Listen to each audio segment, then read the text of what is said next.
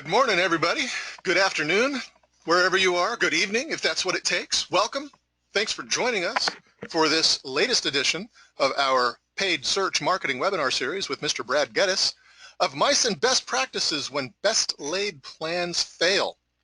Now, what happens when your best practices aren't really the best anymore? Even the most trusted plans often go awry, and when that happens, there are ways to rebound. It's not all over. So today, Brad's going to help us discover the next steps after when best practices fail to deliver, because it's always important and good business to have a fallback position.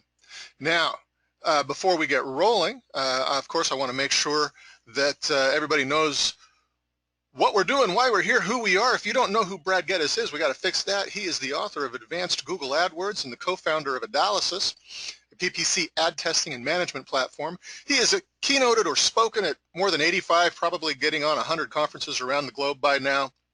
He's one of only 2 Google-approved AdWords seminar leaders. He's conducted more than 70 officially Google-supported AdWords seminars for success that have been attended by more than 5,000 marketing professionals around the world.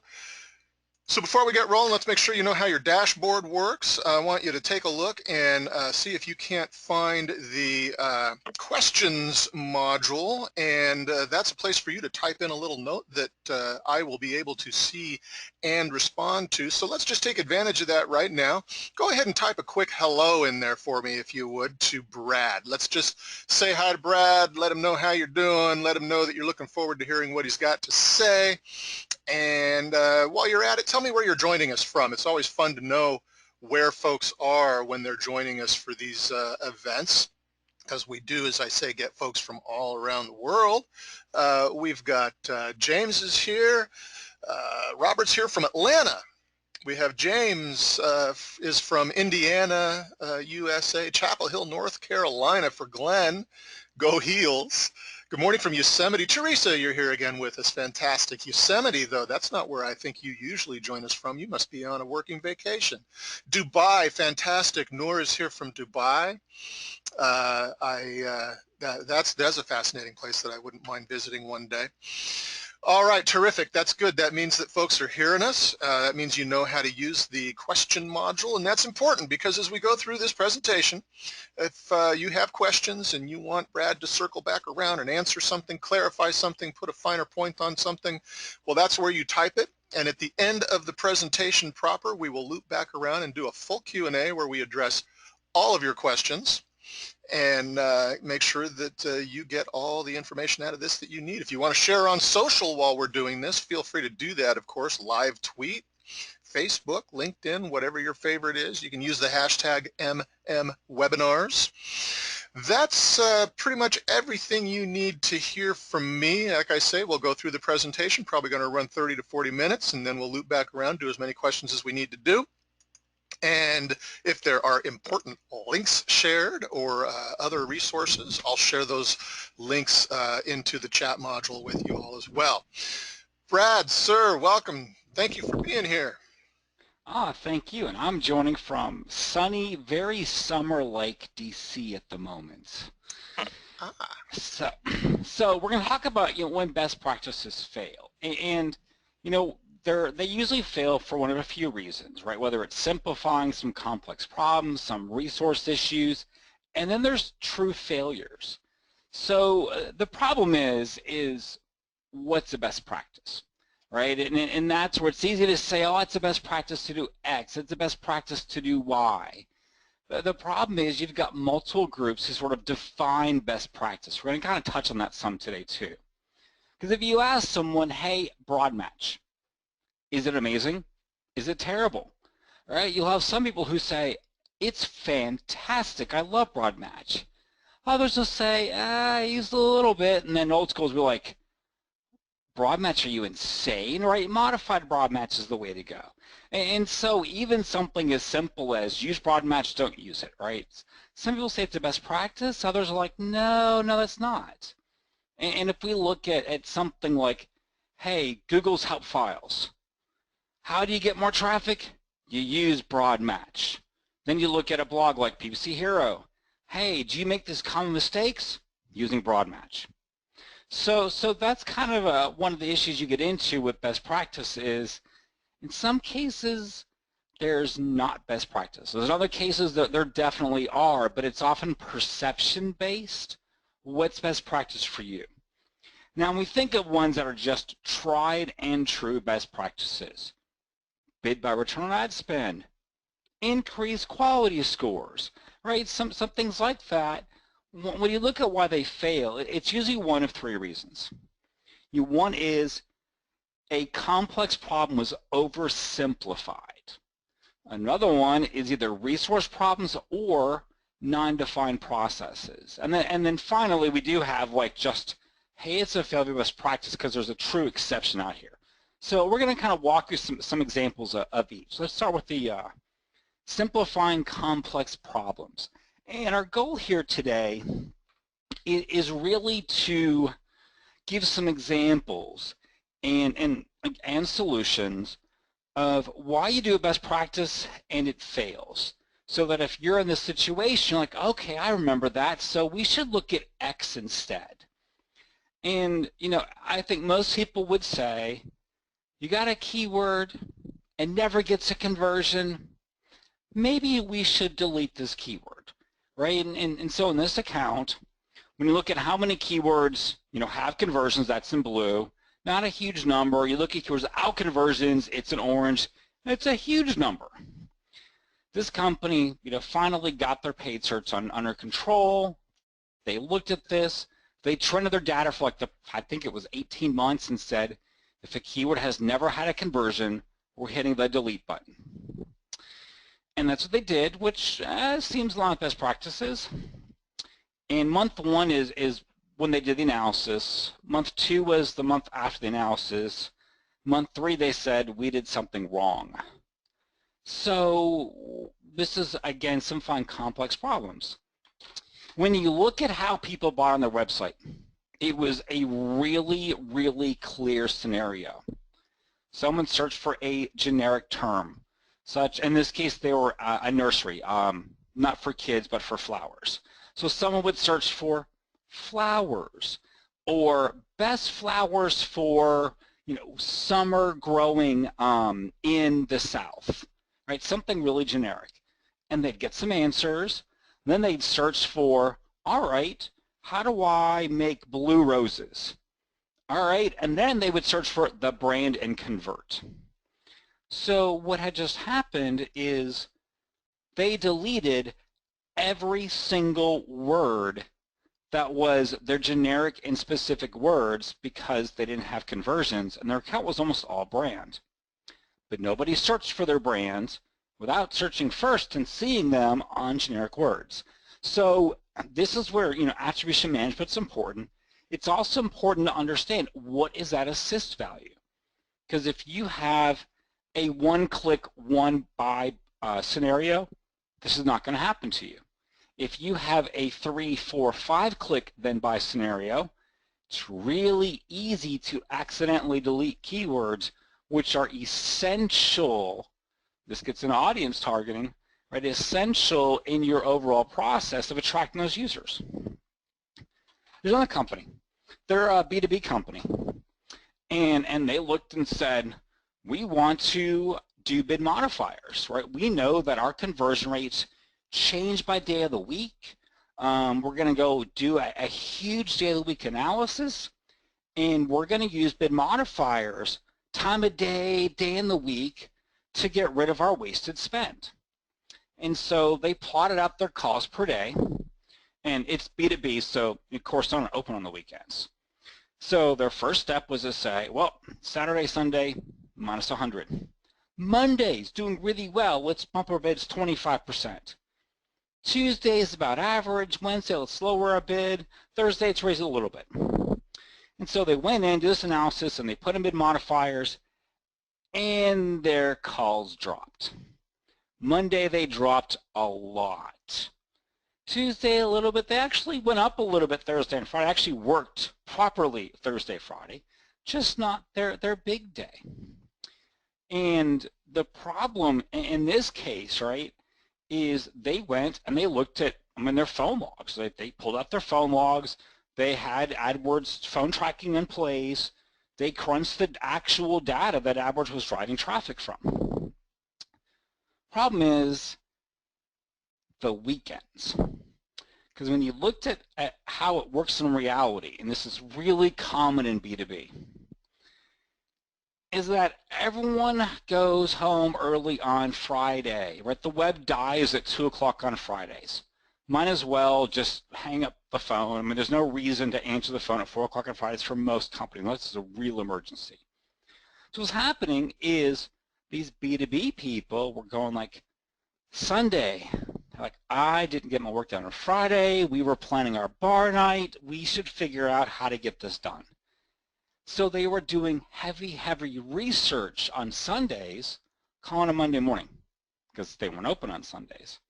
So by removing their bid modifiers and basically saying, let's shut off the weekend, they killed their Monday phone calls. And so it's important to also understand when people search versus when people take action. So it was, in their case, not too difficult of a fix. Right? They redid their bid modifiers yet again, but then they started doing things like, hey, schedule a call. So that way someone on Sunday could schedule a call for Monday and take action. They also promoted white papers more on Sundays to collect that information since they didn't really want to staff the office on a Sunday. Well, that was not in their budget and their goals. But they could look to say, how do we address the weekends when we want those calls Monday morning, we're not open, and people are looking. So let's focus more on these other actions so we can take advantage of that traffic while not staffing for the weekend. This is one of my favorites. So this company, like many e-commerce companies, would go in and look at their words and say, that word's doing poorly, let me lower the bid. That word's doing well, let me raise the bid. There was no math involved. It was, their bids were 125, 150, 250, right? When you see all exactly even numbers in quarters, no one's really doing math for the bidding. And they had hired someone who actually come in and manage digital marketing cross channels. And one of the things they wanted to do was get paid search spend under control. So we looked at the team and said, how do you bid? They kind of sheepishly told him, and he said, all right, we're e-commerce. We care about return on ad spend.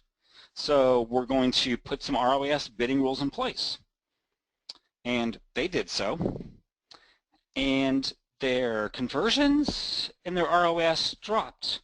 The ad hoc random bidding was actually doing better. Now that, again, does not make sense mathematically. So they said, okay, this makes no sense. We need to do some more analysis. And so I'm going to explain, it's a complex time, I'm going to explain this real simply. So when they looked at where their orders came from, right, most of their orders under $500, handful of orders over $10,000, right, that's a big change. Now, in an average month, they had roughly 100 orders over $10,000, came from 87 keywords. And if you looked month over month over month, those 87 to 90 keywords would always be different. So it was random which keyword got a conversion for a large order. Now when we get to orders over $500, well, they had 1,000, 1,100 orders off of 120 keywords. All right, 10 orders per keyword, that's a little more manageable from an ROS standpoint. Orders under $500, super predictable. 4,500 orders, only 245 keywords. So this was the problem, is that if a keyword got a $15,000 order, theoretically, right, it had 4 impressions, 1 click, $15,000 in sales. He would say, we could bid unlimited amounts for this keyword because, hey, look how profitable. That's an ROS of infinity there, just about. So that's the problem with pure rules-based bidding, is it relies on predictable-based information. So there was no way ROAS bidding relies on predictable data. You can't do this. You can't bid this way ROAS. But what they could do was say, well, overall, when we look at month over month over month, we know per month what our average order value is worth. based on the ROAS we're looking for by sort of products, then we can understand a CPA that we want to get, which will then translate into the correct return on ad spend that we're looking for month over month. So they actually went e-commerce and turned to CPA bidding. Automated the bidding, which is great because bidding's so transient, it can be annoying at times. Increased ROAS and increased conversions, right? And so sometimes in e-commerce, if you have non-predictable data, CPA bidding can actually be better than return on ad spend bidding. Oh, it's my phone. Let me turn that off. That's weird. Sorry about that. So another problem we run into is the changes to location targeting over the years. So this was a company that in 2011, so this was 6 years ago, right? They were really smart and really ahead of their time for a local company. They're a landscaping company. So because they're a landscaping company, their goal really is to attract people who live in houses and are upper income. So they went and they looked at all their credit card data zip codes. And so they targeted that along with other high revenue zip codes around their area. Really smart idea in 2011. Did fantastic for them. By 2014, their conversions were falling. By 2016, they knew they had a really big problem because there was no way their conversions had dropped as much as it has. So when we look at the problems in something like this, right, it said in 2011, not everyone's smartphone had GPS on 100% of the time. Now, most smartphones pretty much just leave GPS on. Location target is more accurate. This is the DC area, and happens DC is the worst commuting traffic in the entire United States. It is not even in the top 10 cities, but it actually has the second most public transportation used. So what's happening, right, is people are not in the suburbs in their homes when they're searching for landscaping. They're like most people do. They're sitting at work, and suddenly sorry, I just saw your note there, Chip. And suddenly, right, the users that they're trying to reach aren't actually seeing the ads any longer. So they adjusted it. They said, all right, during the work hours, 8 to 5, we're going to advertise where people commute to. And so they added a few locations, but only from 8 to 5, Monday to Friday. Then out in the suburbs, they left their ads on all the time. Boom, fix the conversion problems. So this is a trend I've seen several times of companies who 3 to 5 years ago got really smart about location targeting, really smart about how they were doing it. And then they've kind of let it sit there, and as technology has gotten better, they sort of lost what they gained, because before you kind of made adjustments. Okay, we don't really know where someone is, so we're going to target this way instead. It was much more ISP-based targeting. Now that it's so much more accurate, you really do a little more pinpointed then with where your users really are. Another problem. So ad testing, as everyone who's been here multiple times knows, is one of my absolute favorite things. And I love ad testing, because what you're doing, right, is you're getting rid of your losers so that your impressions can flow to your ads that can provide more conversions. Wonderful. And in search, we don't have banner blindness, right? In search, someone's actively looking for something, right? They see your message, they say, yes, I like this, or no, I don't, right? They click on it, they ignore it. In display, a user sees your ad here, sees your ad there, based on context and time available, may decide to take advantage of your offer. Thing is, because display, users see your ads more often, If you do the exact same ad over and over and over again, A, you start to annoy people. 2, you kick in banner blindness. And 3, you don't rotate the reasons why they might want to come back to your company. So this company looked at their data and said, well, gosh, the second ad here is our best click-through rate, our most conversions, our best conversion rate. Let's pause every other ad we've got. And they did. And their conversion rate dropped, their CTR dropped, and the reason why is while that ad individually was the best remarketing ad, there were some users who didn't find that offer compelling and preferred a different offer instead.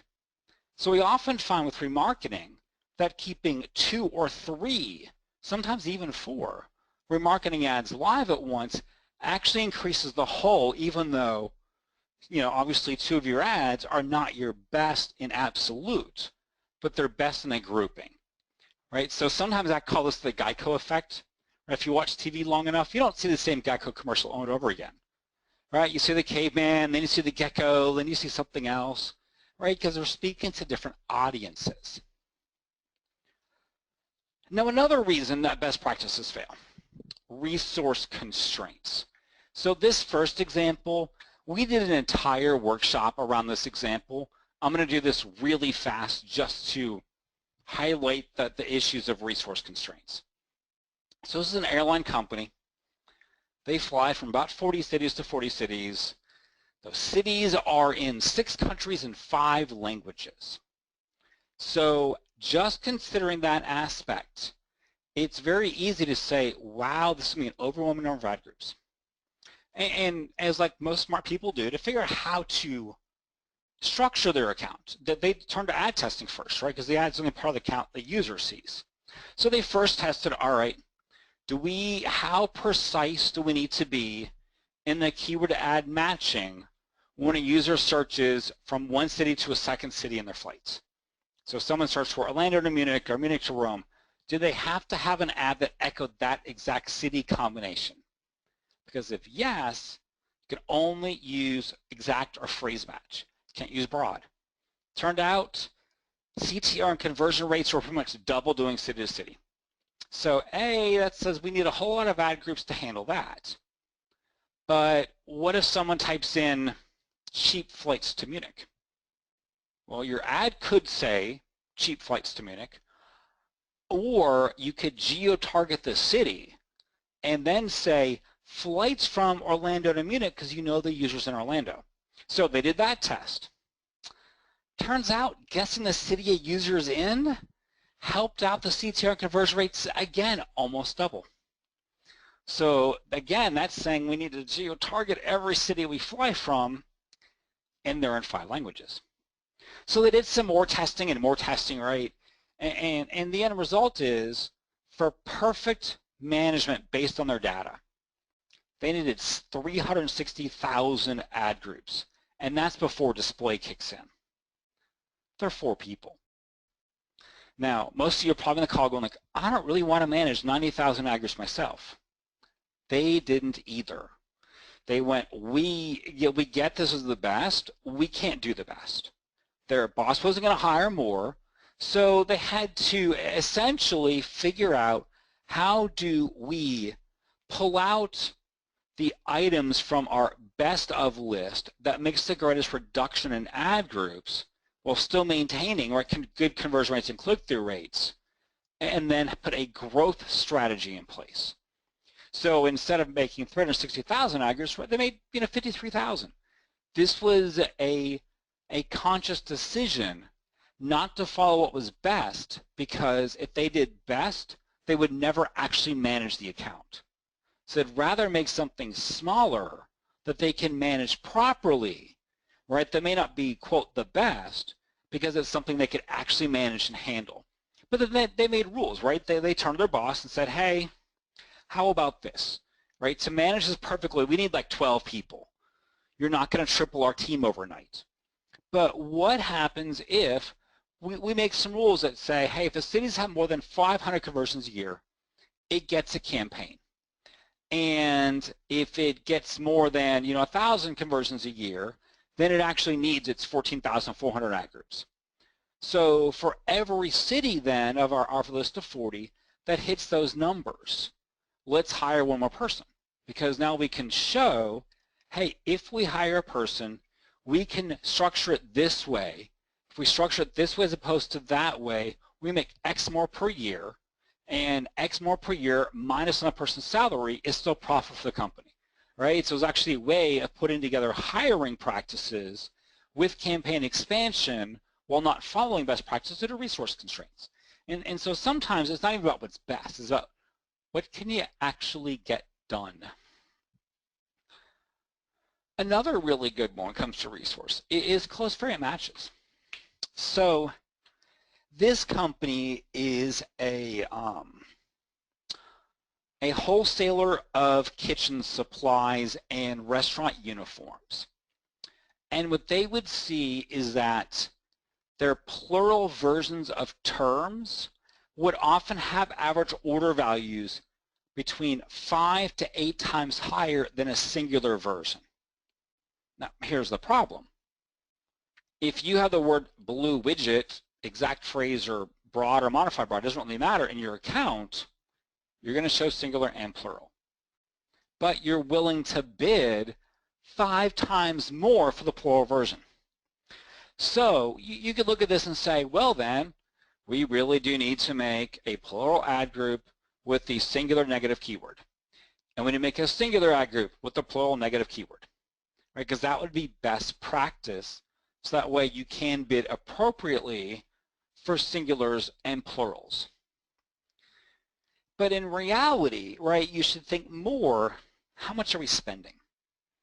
Because if you're a small account and you're managing 20 ad groups and paid search is like 5 of your hours per week because you're managing SEO and email and the website, probably not worth your time to handle those few click differences in what the value is.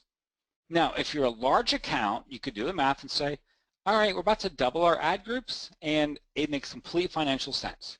So it's not always about best practice, right? It's about resources as well. I've talked about this many times, right? The discovery sort of managed structure, where you've got your discovery campaign. These are modified Broadmatch words. You say what keywords are doing really well, and then you make them a negative keyword in your discovery campaign. You make them exact match your managed campaign. Right, so this is not anything new. This is a common structure to see. And so this company went down and said, all right, let's move to the structure type. And so they went through and started looking at, all right, so every word that's got a conversion, we are going to make it a negative keyword in campaign 1. We'll make it an exact match keyword in campaign 2. They did this huge exercise doing all this work, and their conversions dropped. For a very simple reason, a process definition problem, is that in AdWords, if you don't get 30 to 35 impressions a month, you see low search volume. And in a structure like that, if your campaign, your managed campaign, which is exact match, is low volume, and in your discovery campaign, you negatived out the exact match version of that keyword, you can't show anywhere. So sometimes the fix is actually defining the process, right? So once they basically said, all right, if a word gets 35 impressions and 2 conversions for 3 consecutive months, we know it, A, is a good word, it leads to conversions, and it has enough impressions not to be low volume. Then we can make it a negative keyword, right? And campaign 1 and add it as a exact match in campaign 2. So post defining the process, boom, they got what they're looking for, which was a reduction in CPA and an increase in total conversions. So processes are very useful. Excuse me. Our last webinar, we talked a lot about processes, very useful.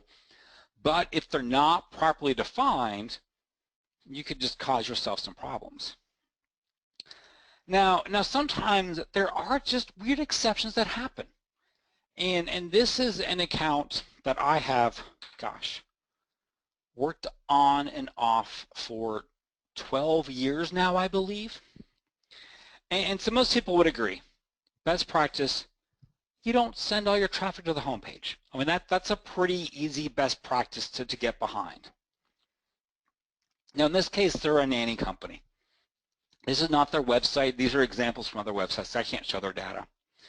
And so you've got one that's a homepage that says, hey, search for your nanny, put in your zip code, and you can go see nannies around you. By the way, we do background check them. You can background check them yourself as well.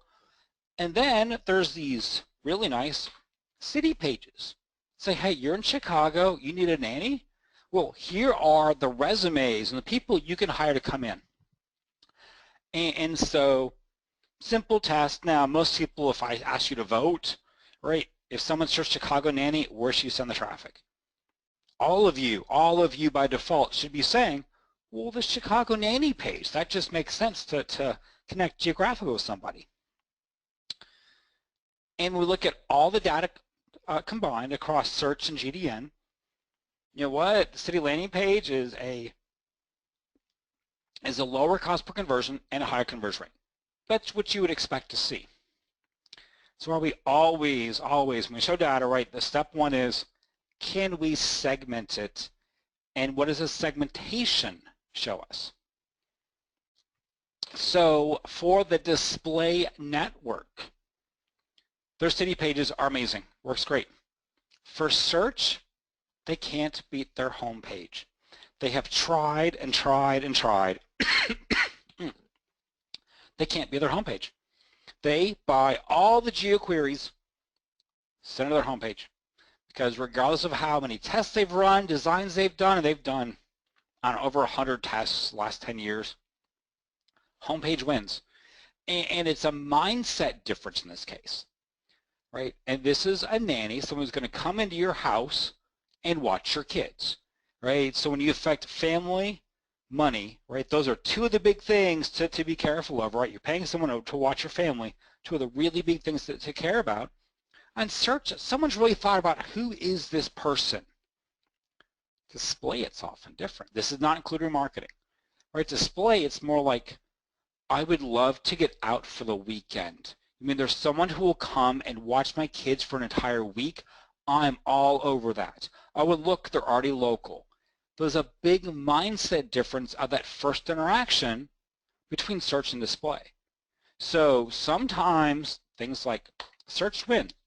Another landing page test we ran where having a very long sales page with the call to action only at the bottom always won. We move the call to action at the top, put the forms at the top of the page, would never win. People needed the information. We're another landing page test, different company.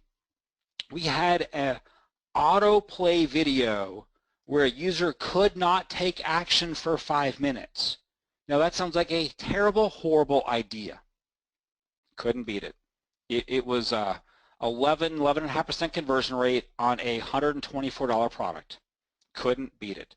So sometimes, right, you look and say, that's the way to do it, and best practices say that should not work, but that's why you test in many cases. Now, I mean, this makes sense, right? Never lower your quality score on purpose. That's pretty good advice. Now, there are companies who do better conversion rate-wise with lower quality scores. Quality score, right, is based on your CTR, right? How relevant your ad is, and ad extension and so forth information. So when we think one of the primary drivers of quality score is CTR, there are times you don't actually want a huge CTR, right? You want the correct clicks on a search page, not all the clicks. And so in this case, the term is safety gates. And so with the term safety gates, the majority of searchers are looking for a $20 kid in Petsgate.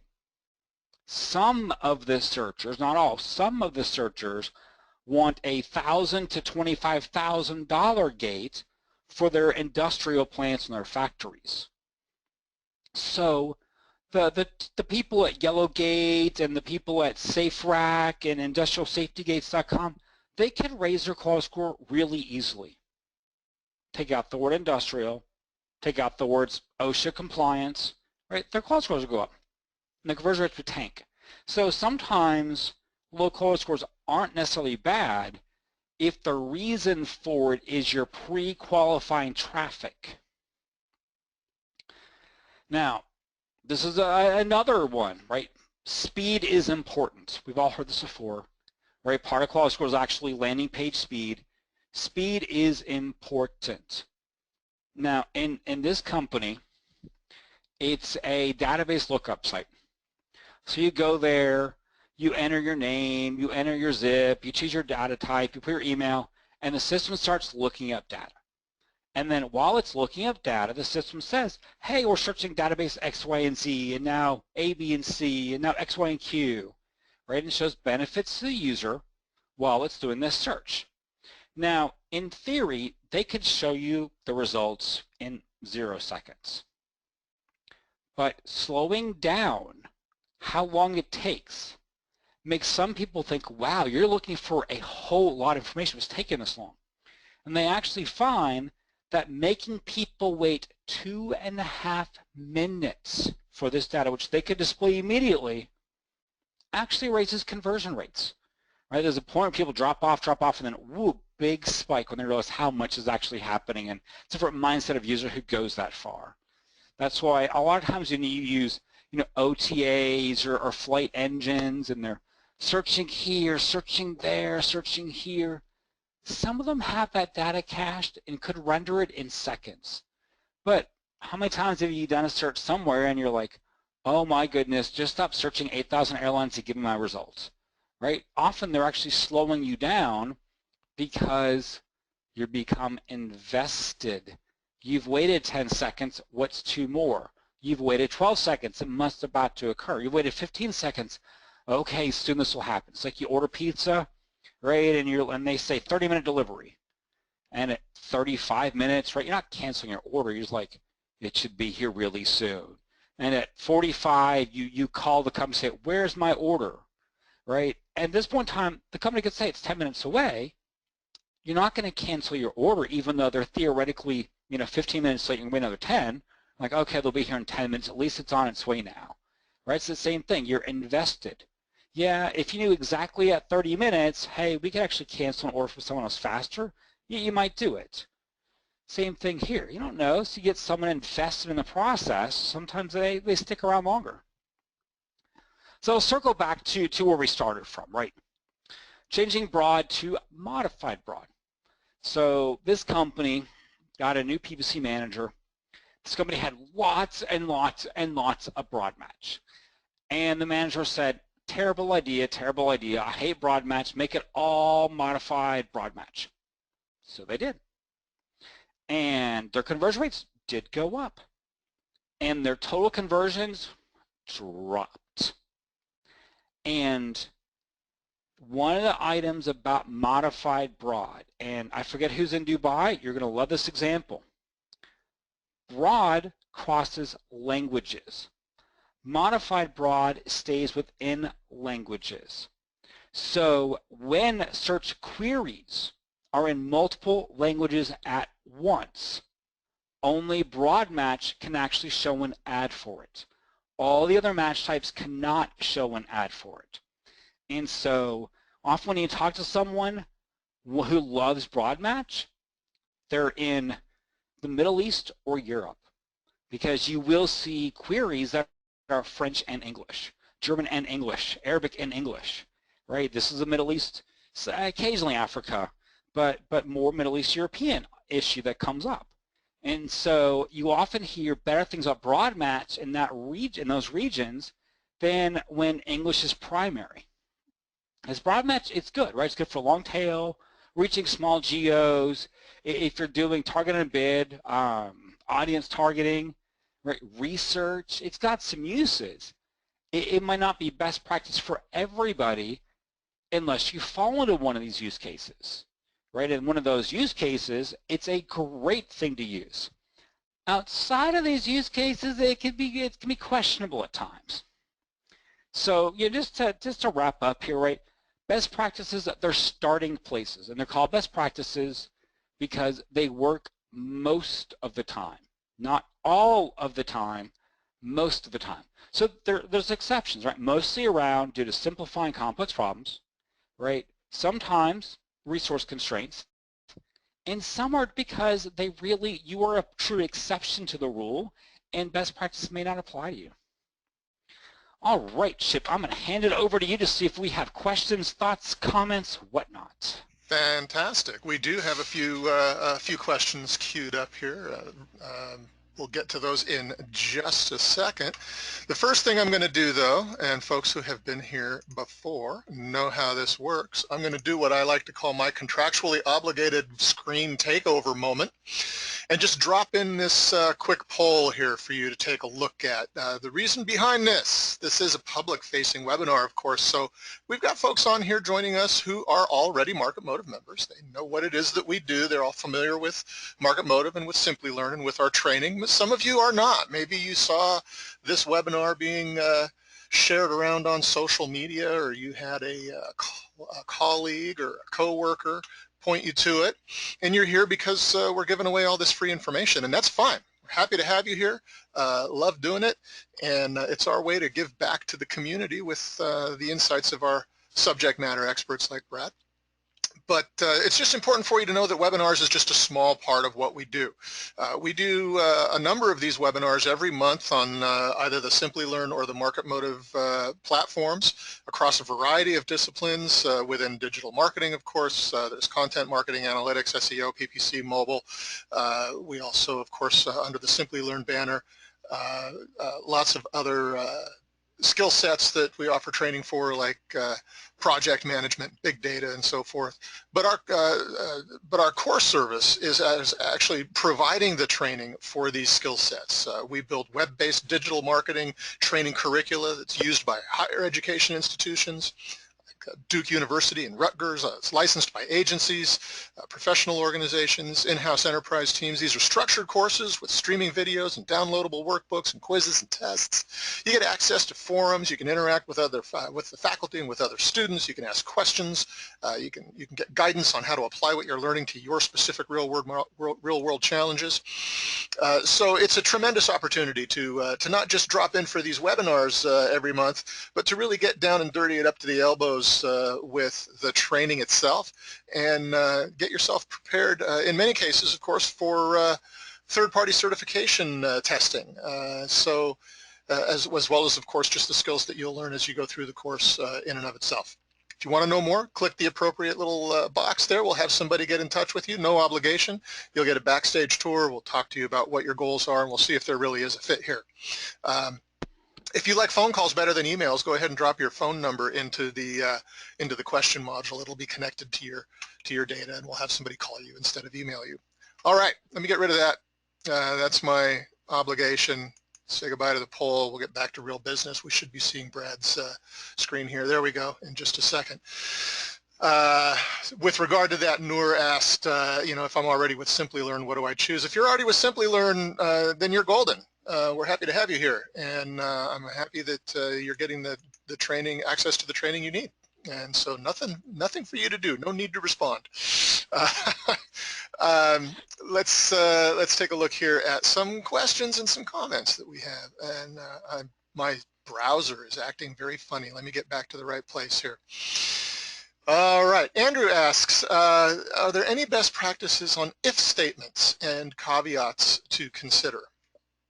It's okay, so can you real quick type back to Andrew, do you mean the brand new default if ads that came out?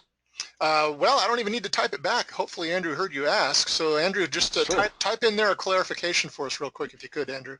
Are you referencing the brand new feature that was just released? We'll find out. I've had it privately for a while, but it's only been public for a month or so. Gotcha. Well, in the meantime, as we're waiting for a response back on that, it's just it's interesting to hear through the presentation, how best practice really kind of means, I guess, best practice right this minute for this specific situation.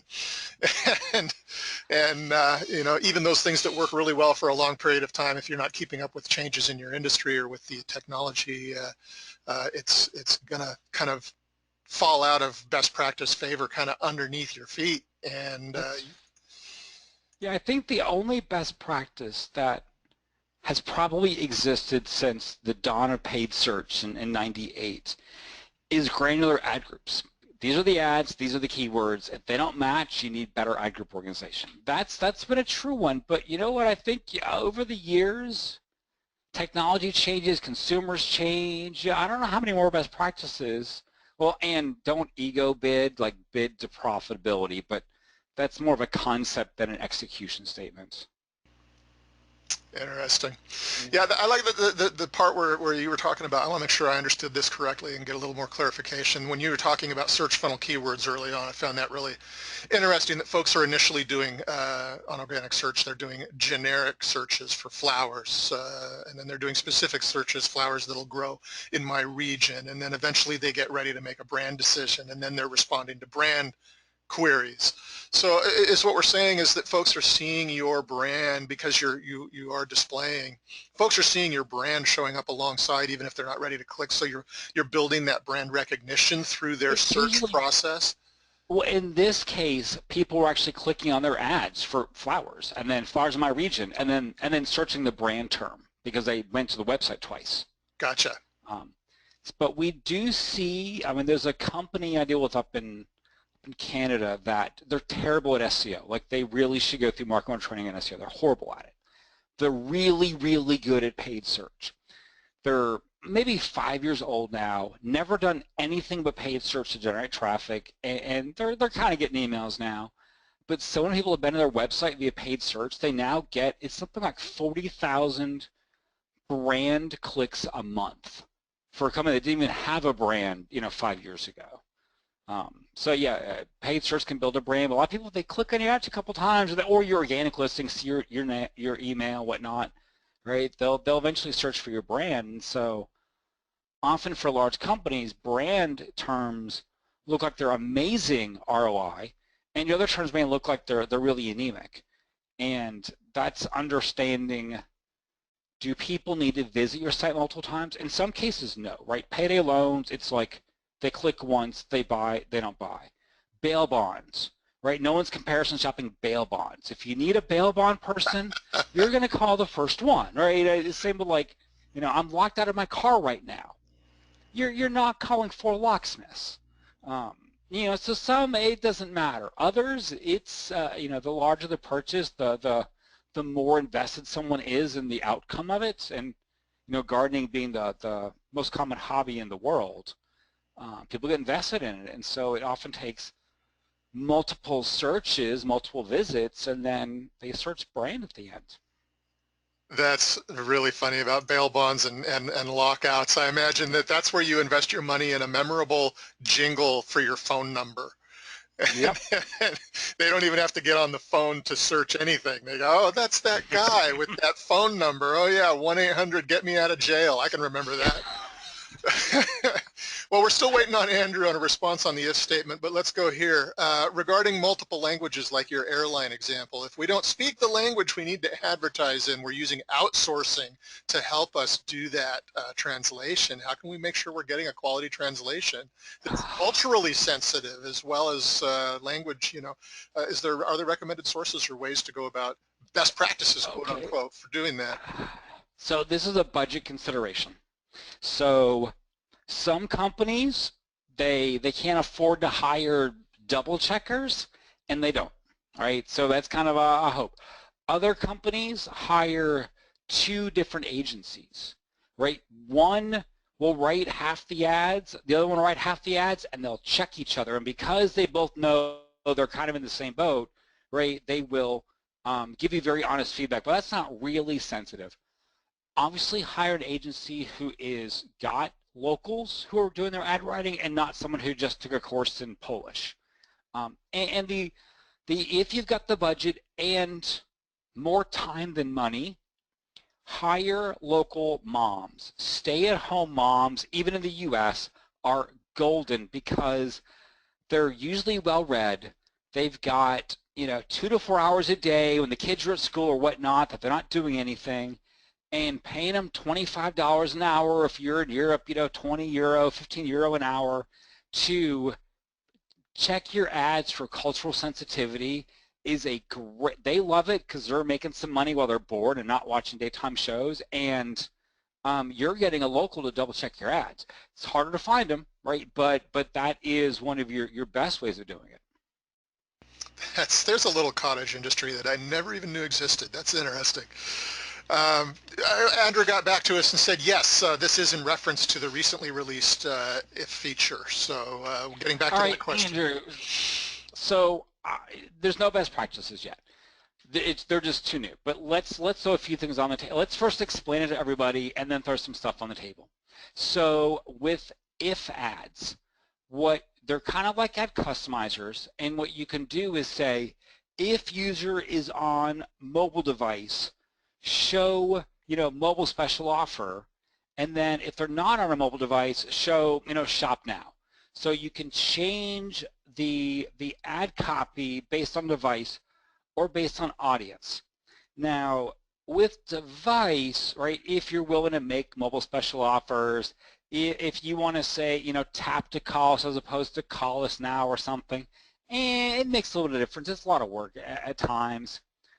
So with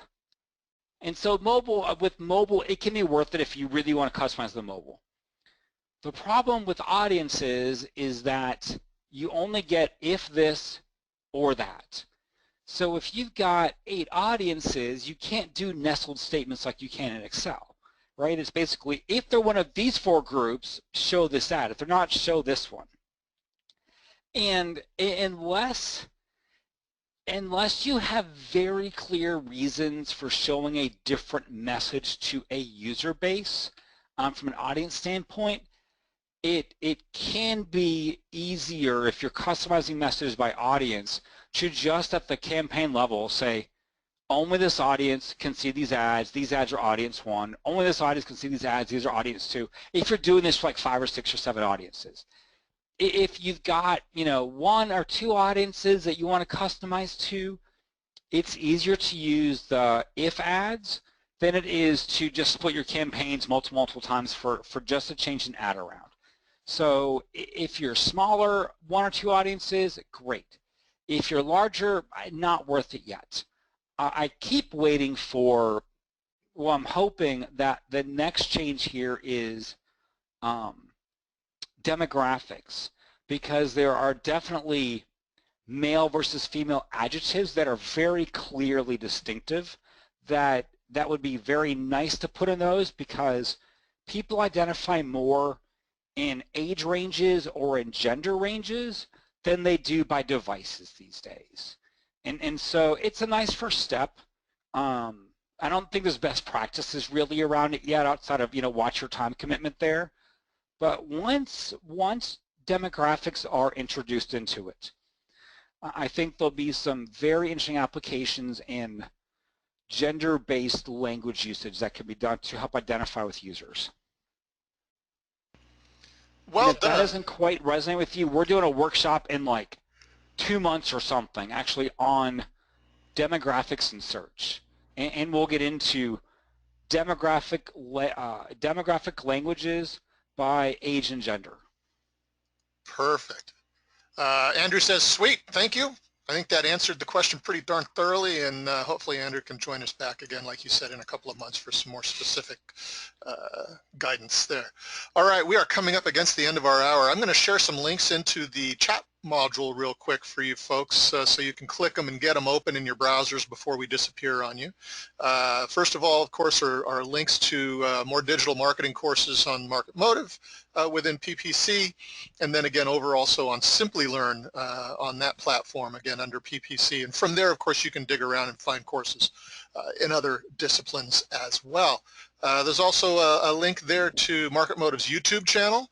A lot of folks that will ask us, can I get the slide deck for this webinar? Is there a recording going to be available, et cetera? And the answer is always yes. We always record every webinar. I'm recording this one right now. It goes over to the production team.